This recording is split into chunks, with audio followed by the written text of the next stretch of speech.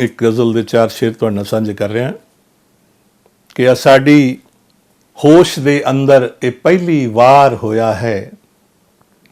आ साडी होश दे अंदर ये पहली वार होया है कि मुजरिम ने नहीं जल्लाद ने चेहरा लकोया है।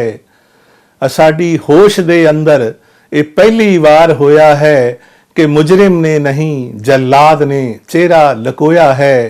और मुखौटा पहन के बाजार घर घर विच समोया है। मुखौटा पहन के बाजार घर घर विच समोया है ते बंदा अपने घर दे ही अंदर कैद होया है। मुखौटा पहन के बाजार घर घर विच समोया है ते बंदा अपने घर दे ही अंदर कैद होया है। और किसे भी राजनीतिवान दी फिर अख ना उठी। किसे भी राजनीतिवान दी फिर अख ना उठी जदों पुछया कि किसने देश नशियां विच डबोया है। किसे भी राजनीतिवान दी फिर अख ना उठी जदों पुछया कि किसने देश नशियां विच डबोया है।